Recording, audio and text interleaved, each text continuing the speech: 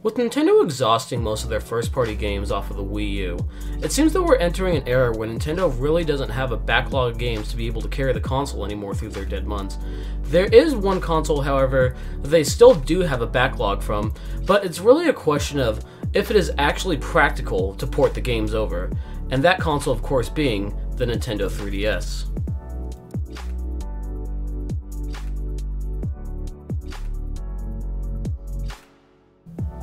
Thanks to the homebrew community, we have actually seen some people manage to put some 3DS games onto the Nintendo Switch, but the problem is because the 3DS has a bottom screen, they always have to make a compromise, usually leading to an unappealing black bar on the side of the screen. They could make the ports work by making it only work in portable mode, however that completely defeats the purpose of the Nintendo Switch.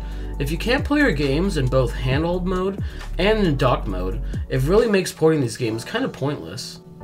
It's a weird case where the console itself and the hardware it has is actually holding back the games from being ported. It isn't the software. We've actually only seen Nintendo try to port similar hardware like this once, and that was on the Wii U. Thanks to the Wii U, we actually got a taste of how Nintendo handled DS games by giving you a wide range of options via the Wii U gamepad as the bottom screen, and giving the player different settings to adjust the display to their desire, but even then it was clunky, and it still came with a wide range of problems. Some 3DS games could be natural ports like Ocarina of Time and Majora's Mask 3D by simply mapping two of the touchscreen buttons to your shoulder buttons. It seems like a lot of these 3DS games were actually made to be console games, but it seems at the time, because the Wii U was underperforming so badly, that they decided to actually downplay some games to make it work on the 3DS. And this next game I mention, I feel like is a perfect example of something that should have been on the Wii U, not the 3DS. This game of course being Icarus Uprising.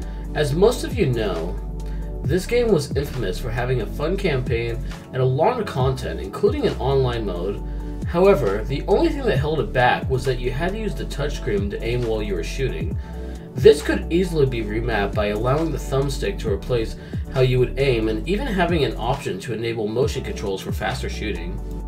Icarus Uprising has aged very well over the years, and I feel like it's a game that a lot of people are really starting to look back on with some nostalgia, and it seems that the community would overall be very happy if it got brought to the modern era. On the subject though, of games that should be ported to the Nintendo Switch, I feel like one game that is actually not really necessary to port to the Nintendo Switch is Super Mario 3D Land. With the release of 3D World plus Bowser's Fury, I don't really think we need to port that game. The reason being is that it already has online, and the environments are really made to be played with multiple people at once. And I don't really see a reason for us to go back to the single-player aspect of 3D Land. At this point in the modern era, with everything they have done with 3D World, it just seems like it would be a step backwards, and unless they were selling it for $40 and not the full $60 retail price, there really wouldn't be a reason to play that game again. Getting back onto the subject though of how they could properly put 3DS games onto the Switch without any compromises, there is one solution that would fix every single problem, but I have a strong feeling nobody would actually want it. This solution would be to basically re-release the Wii U gamepad, but modified for the Nintendo Switch so that it could display the bottom portion of the 3DS, so no compromises would have to be made for games, and it would be easy to port. So you might be asking yourself, why not do that then? Well, I'll tell you why. According to Google in 2016, it was reported that the cost of buying a Wii U gamepad itself was $155. A new 3DS XL right now is $140 straight off the shelf and $120 pre-owned. When you really think about it, what would be the point of it? There's no rhyme and reason for Nintendo to go so over the top with a console that they already had success with. On top of that, if you had to be tethered to a gamepad, it completely takes away from the purpose of the Nintendo Switch.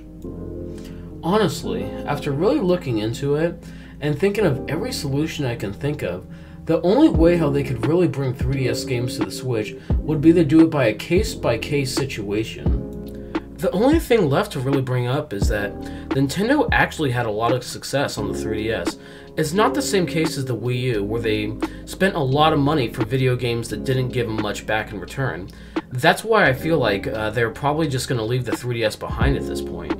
Nintendo did play it safe at first when the Switch first came out, not knowing if it would be a success. They said they would keep supporting the 3DS, but I think once Nintendo realized that the Switch was a lean, mean, money-making machine, they stopped supporting their first-party games on the 3DS, and I think they're just going to move on with the current console they have. I'm sorry this video was kind of short, but I really did try to weigh every option that I could think of. If you guys liked it, please feel free to like, comment, share, and subscribe. You guys have all heard it a million times. It's always appreciated, and it helps the channel out so much. If you would like, you guys can check me out on Twitch for live streamings, Thursdays through Mondays, 10 p.m. Pacific Standard Time. Thank you all so much, and I hope you all have an amazing day.